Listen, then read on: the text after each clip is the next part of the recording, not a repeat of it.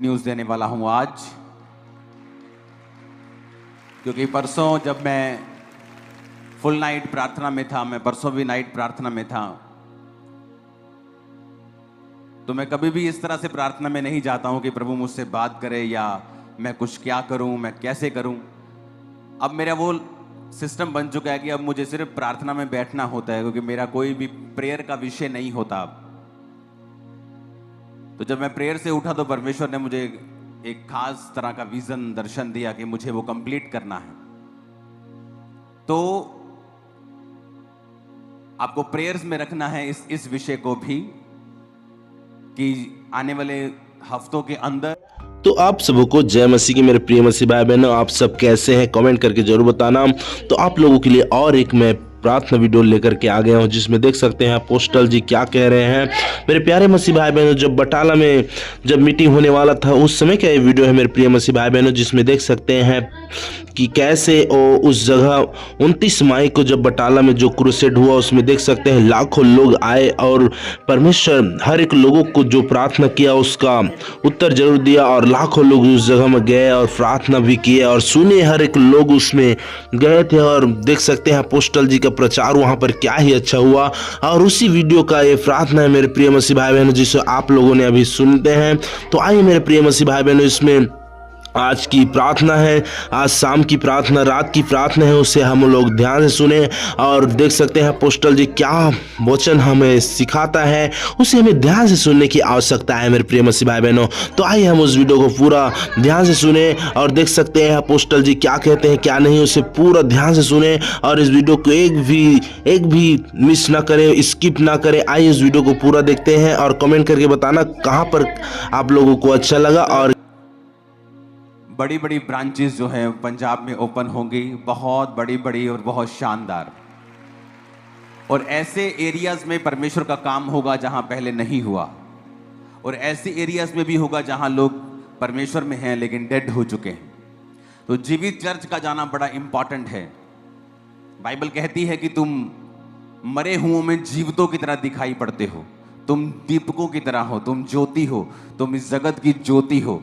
तुम जब जाओगे तो लोग अंधेरों से बाहर आएंगे। और बहुत ज़रूरी है ये बात लोगों को बताना कि प्रभु यीशु मसीह धर्म बदलने नहीं आए हैं, वो जीवन बदलने के लिए आए हैं। तो मैं आपको ये बातें इसलिए कह रहा हूं कि आपको बताया जा रहा है, नहीं, आपके लिए ये प्रेयर का विषय है। It is your prayer point कि जब आप प्रार्थना करेंगे कि पंजाब की ब्रांचेस अब ओपन होने जा रही हैं, बड़ी ब्रांचेस होंगी, काफ़ी गिनती में वो नई ओपन होंगी, उनके लिए प्रार्थना करनी है। नॉर्थ ईस्ट में ब्रांचेस ओपन हो आपके लिए, आपको उन चीज़ों के लिए प्रार्थना करनी है। क्रूसेड्स ओपन हो चुके हैं, जैसे ही बटाला का खत्म होगा 15 दिन के बाद फिर क्रूसेड है। आपको उन चीज़ों के लिए प्रार्थना करनी है कि सब चीज़ें, मौसम, सारे सिस्टम, सारी परमिशंस मिल जाएं, कोई भी ऐसी घटना ना हो, कोई युद्ध शुरू ना हो थोड़ा बहुत भी, कि फिर वो चीज़ें अड़ जाएं या अड़क जाएं, क्योंकि शैतान हमेशा से सुसमाचार पर रुकावट डालना चाहता है। तो ये आपके लिए प्रेयर पॉइंट है। और जब आप इस प्रेयर पॉइंट से प्रार्थना करेंगे, मैं आपको डेफिनेटली कहता हूं परमेश्वर आपको ब्लेस करेंगे। क्योंकि जब आपका शरीर परमेश्वर की महिमा के लिए इस्तेमाल होगा, आप अपने जीवन को, अपने मुंह को, अपनी एनर्जी को परमेश्वर के राज्य को बनाने के लिए इस्तेमाल करेंगे। जो वचन कहता है कि परमेश्वर ने कहा मैं तुम्हें प्रार्थना करनी सिखाता हूं, इस तरह प्रार्थना करो, हे हमारे बाप तू जो आसमान में, तेरा नाम पाक माना जाए और तेरा राज्य आए। यानी वर्शिप से शुरू करो और उसके बाद तेरा राज्य आए, यानी परमेश्वर की इच्छा है कि उसका आत्मिक राज्य आए।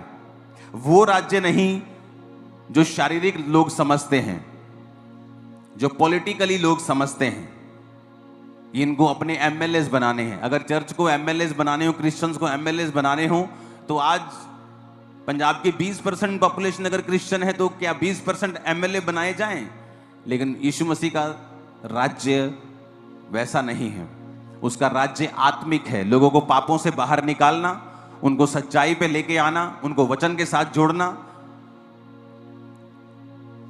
तो ये आपके लिए प्रेयर पॉइंट होगा कि आप लोग इन विषयों के लिए प्रार्थना करेंगे।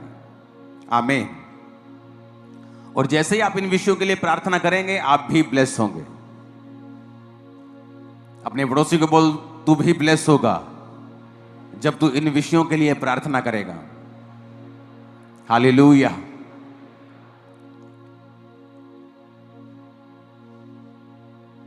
तो मेरा ये बिलीव है कि आप लोग इसे प्रेयर में याद रखेंगे और परमेश्वर का आत्मा हमें हेल्प करेगा राइट प्लेस को चुनने के लिए, राइट जगहों को चुनने के लिए, और वो डिवाइन हेल्पर्स को खड़ा करेगा, क्योंकि ये काम आसान नहीं होता।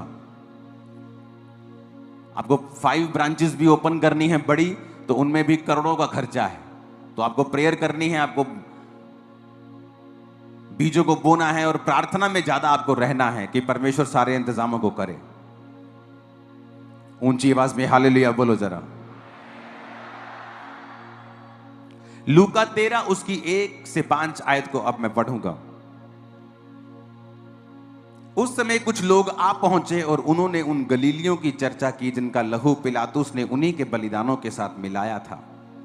ये सुनकर उसने उनसे उत्तर में ये कहा, क्या तुम समझते हो कि ये गलीली सब गलीलियों से अधिक पापी थे कि उन पर ऐसी विपत्ति पड़ी? मैं तुमसे कहता हूं कि नहीं, यदि तुम भी मन न फिराओगे तो इसी रीति से नष्ट होंगे। या क्या तुम समझते हो कि वो 18 जन जिन पर शीलों का गुम्मट गिरा वो दबकर मर गए, यरूशलेम के और सब रहने वालों से अधिक अपराधी थे? मैं तुमसे कहता हूं, यीशु ने कहा, नहीं, मैं तुमसे ये कहता हूं कि यदि तुम भी मन न फिराओगे तो इसी रीति से नष्ट होंगे। बाइबल में लिखा है कि जीसस अपने लोगों से बात कर रहे हैं और यीशु ने कहा जिन पर 18 जन जिन पर शीलों का गुम्मट गिर गया था, और वो एक बिल्डिंग टाइप एक चीज आप समझ लो, कुछ मटेरियल गिरने से वो मर गए थे। क्या वो दूसरे जो यरूशलेम में लोग रहते थे, क्या वो उनसे ज्यादा पापी थे कि उन पे ये मुसीबत आई? जीसस ने कहा नहीं, वो ज्यादा पापी नहीं थे, परंतु उन्होंने मन नहीं फिराया था। कई बार हो सकता है आपका अविश्वासी मित्र एक बड़े पाप में हो और आप उसकी जिंदगी को देखते हो कि ये भी तो बहन है, ये भी तो चुगली करती है। खुद विस्लिंग को सुनो। यहां आकर अंदर जो एसी में बैठे ने बाहर निकालो दो जनों को, ओके? यहां खड़े हुआ करो साइड पे और देखो कहां क्या हो रहा है। और जीसस ने पूछा क्या वो ज्यादा पापी थे? कहते प्रभु पता नहीं। कहते जीसस कहते नहीं, वो ज्यादा पापी नहीं थे।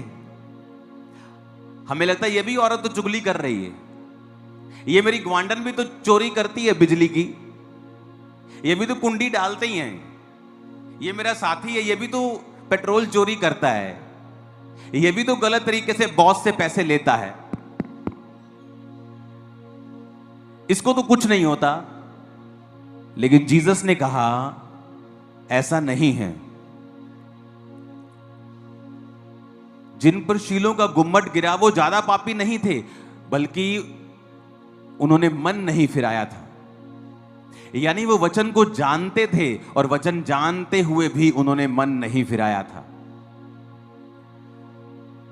हो सकता है यरूशलेम में रहने वाले लोग उनसे भी ज्यादा पापी हों, लेकिन मौत किन पे आई? जिनको वचन मालूम था और उन्होंने मन नहीं फिराया था। आप बाइबल को पढ़ के देखो, बिगेस्ट मिरेकल लोगों की लाइफ में तब शुरू हुए हैं जब उन्होंने मन फिराया है। जीसस का पहला प्रचार था मन फिराओ। यूहन्ना बपतिस्मादाता क्या बोलता था? मन फिराओ। मन फिराने का मतलब है नए तरीके से सोचो, अपनी सोच को बदल लो। वो व्यभिचार जो तुम्हें आम चीज लगती थी जब तुम अविश्वासी थे, अब वो आम चीज नहीं है, वो एक बड़ा गुनाह है तुम्हारे लिए। लोग करेंगे तो शायद अब उन्हें सजा मिले ना मिले, बाद में मिले, लेकिन अगर तुम करोगे तो परमेश्वर ने कहा तुम्हारी सजा दूसरों से ज्यादा होगी। खुद परमेश्वर का आत्मा कह रहा है कि पिलातुस ने जिन गलीलियों को मरवा दिया, क्या वो दूसरे गलीलियों से ज्यादा पापी थे इसलिए उन पे मुसीबत आई और बाकियों पे नहीं आई? परमेश्वर कहता नहीं, अगर तुम भी मन नहीं फिराओगे तो इसी रीति से, यानी कि इसी रीति से कहने का मतलब है कि दूसरे लोग जो तुम्हें जानते होंगे तुमसे भी ज्यादा पापी हो सकते हैं, लेकिन तुम जो वचन को जानते हो तुम्हारी सजा दूसरों से ज्यादा होगी। क्या तुम्हारी बरकत दूसरों से ज्यादा नहीं है? क्या तुम्हारी आशा दूसरों से ज्यादा नहीं है? अन्य जातियों को कोई आशा नहीं। आज युद्ध भी हो जाए तो तुम्हें पता है कि तुम्हारा परमेश्वर तुम्हें बचा लेगा। क्या तुम्हें ज्यादा आशा नहीं है? क्या तुम्हारी सुरक्षा ज्यादा नहीं है? क्या तुम्हारी ब्लेसिंग ज्यादा नहीं है? दूसरे को कोई बीमारी होगी, उसे पता है मैं गया, क्रिश्चियन को होती उसे पता है कि मैं प्रार्थना कर सकता हूं और चंगा हो सकता हूं। क्या तुम्हारी पोजीशन ऊंची नहीं है? अगर तुम्हारी पोजीशन ऊंची है, तुम्हारी आशीष ज्यादा है, तुम्हारी आशा ज्यादा है, तुम्हारी बरकत ज्यादा है, तो तुम्हारी सजा भी ज्यादा है। जो तो साइकिल पे खड़ा है उसे क्या चोट लगेगी, गिर जाएगा। लेकिन जो 200 की स्पीड से गाड़ी में जा रहा है, अगर वो एक्सीडेंट होता है तो उसकी चोट भी ज्यादा है। तो परमेश्वर ने कहा तुम अगर मन नहीं फिराओगे तो इसी रीति से नष्ट होगे कि दूसरे लोग जो तुमसे ज्यादा अपराधी हैं, हो सकता है उनको वचन ना मालूम हो, लेकिन तुम जो वचन के जानकार हो, अगर तुम वही गुनाह और पाप करोगे तो तुम भी उसी रीति से नष्ट होगे कि हो सकता है तुम्हारा पाप कम हो लेकिन तुम्हारी सजा उन लोगों से ज्यादा होगी। क्या कहा परमेश्वर ने? तुम अंगूरों की वेल हो। उसने ये नहीं कहा तुम सेब का पेड़ हो, तुम अंजीर का पेड़ हो। सेब का पेड़ अगर सूख गया तो उसका फर्नीचर बना देंगे, बैट बना देंगे, फर्नीचर कर देंगे, दरवाजे बना देंगे, कुछ भी कर लेंगे। लेकिन अगर अंगूरों की बेल सूख गई तो उसकी कोई चीज नहीं बन सकती। वो सिर्फ सूखेगी तो वो बालन के काम आएगी, जलाने के काम आएगी, और उसके बाद राख बन जाएगी और राख को फेंक दिया जाएगा और लोगों के पैरों के नीचे वो आएगी। तो परमेश्वर ने तुम्हें कहा कि तुम अंगूरों की बेल हो। अगर तो तुम फल लाओगे, अगर तो तुम मेरे वचन में बने रहोगे तो बहुत सा फल लाओगे, और अंगूर बनाया जाएगा, तुम्हारा शरबत बनाया जाएगा, वो लोगों के मुंह में लगेगा, मालिक के मुंह पे लगाया जाएगा, तुम इज्जत पाओगे, तुम प्याले में होंगे। लेकिन अगर उल्टा, अगर तुम सूख जाओगे तो तुम्हारा कुछ भी नहीं बनेगा, तुम सीधा जलाने के काम आओगे। या तो टॉप पे रहोगे या बिल्कुल बॉटम पे रहोगे, या स्वर्ग में रहोगे या नरक में रहोगे, या हाईएस्ट रहोगे या लोएस्ट रहोगे, या शैतान के रहोगे या परमेश्वर के रहोगे। बीच का कोई स्थान क्रिश्चियन लोगों के लिए नहीं है। या तो खुदा के हो पूरे या शैतान के हो पूरे। अब तुम फैसला कर लो तुम किसके होना चाहते हो। खुदा के होना चाहते हो, बीच का कोई स्थान नहीं है क्रिश्चियन लोगों के लिए। परमेश्वर ने कहा तुम पृथ्वी का नमक हो। उसने ये नहीं कहा तुम पृथ्वी का दूध हो। अगर दूध खराब हो गया तो पनीर बना लेंगे। परमेश्वर कहता तुम पृथ्वी का नमक हो। अगर नमक खराब हो जाए तो फिर वो किसी वस्तु से नमकीन नहीं किया जा सकता, इसलिए कि फिर वो नमक को उठाकर फेंक दिया जाता है और वह मनुष्यों के पांव के नीचे रौंदा जाता है। उसने ये नहीं कहा तुम पृथ्वी के दूध हो।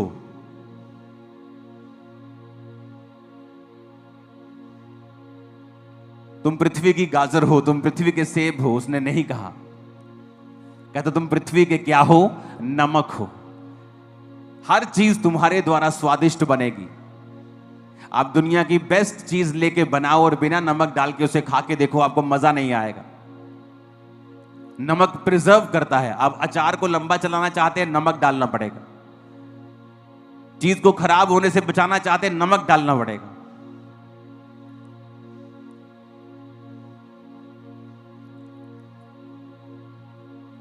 तो परमेश्वर ने कहा तुम पृथ्वी के नमक हो।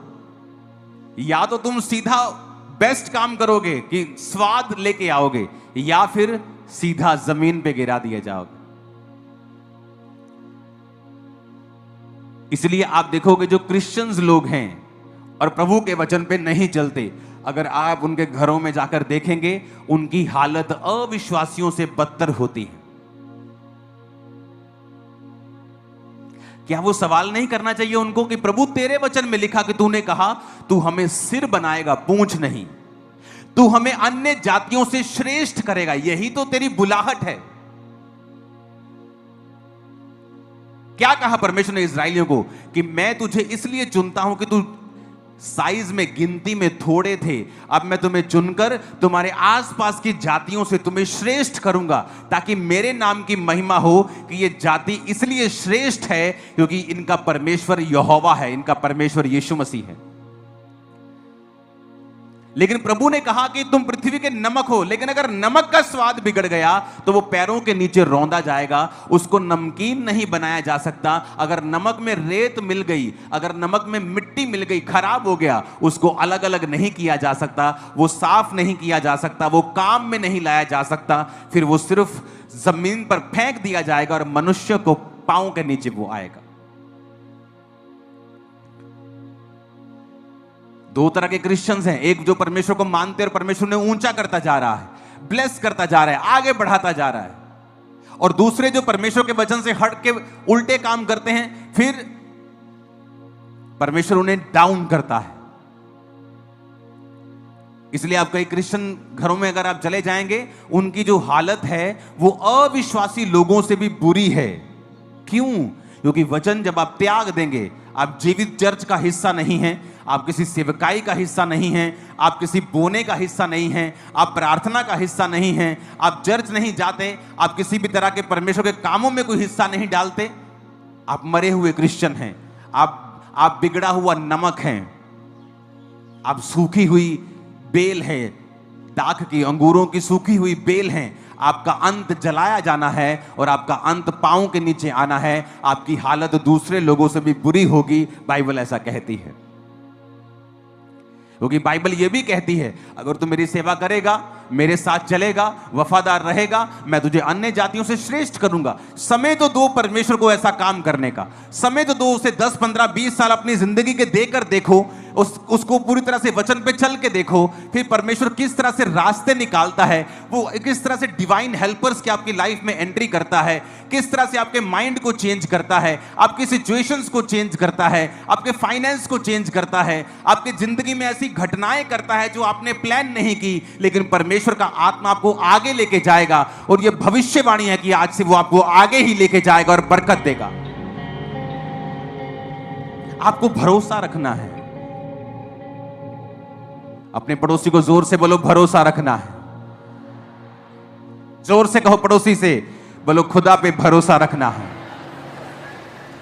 काली नहीं पानी, पंजाबी जो बोलो पड़ोसी नु, बोलो काली नहीं पानी। आमीन।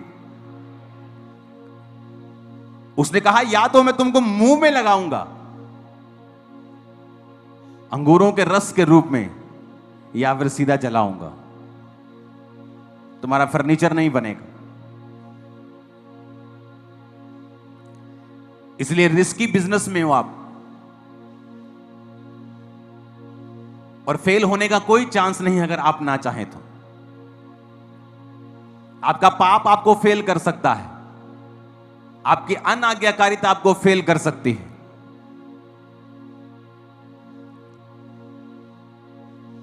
हालेलुया। ऊंची आवाज में कहो हालेलुया।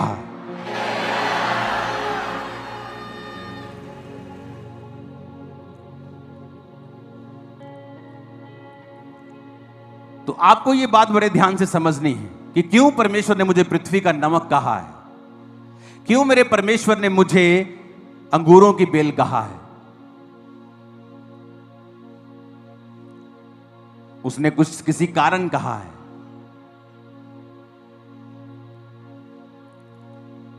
और यही वो कारण है जो मैंने आपको बताया है कि प्रभु ने कहा, ऐसा मत समझो कि जो दूसरे पापी हैं और तुम भी वही पाप करोगे और तुम्हें सजा नहीं मिलेगी। दाऊद और शाऊल में एक अंतर था। शाऊल ने पाप किया, दाऊद ने भी पाप किया, पर शाऊल ने क्या किया, उसको कोई मतलब नहीं था कि परमेश्वर नाराज है। जब शमूएल ने कहा, शाऊल प्रभु तेरा राज्य तुझसे छीन कर किसी और को दे देगा क्योंकि तूने गुनाह किया है, उसने नहीं कहा प्रभु मुझे माफ करे। कहा मेरे साथ नीचे पहाड़ पे चल, पहाड़ से नीचे मेरे साथ उतरना, ऐसा ना हो कि।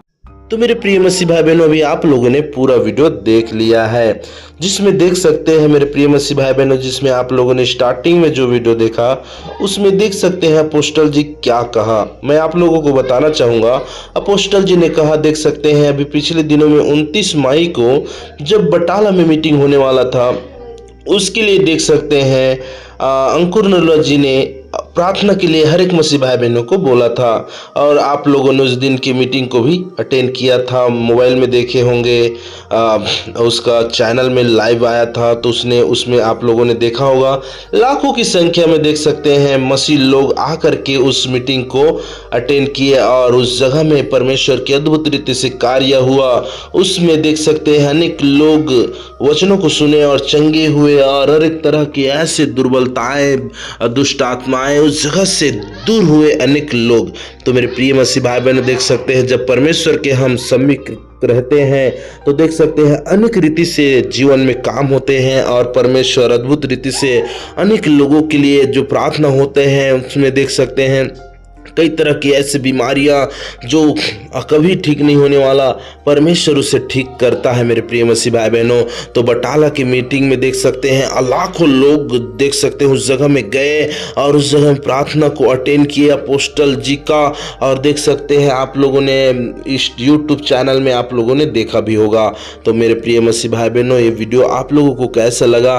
और इसमें देख सकते हैं आप लोगों ने अभी भी प्रार्थना सुना होगा, वचन सुना होगा अपोस्टल जी का, तो उसमें देख सकते हैं रहस्य भरी बातें को आप लोगों ने उसमें सुना है।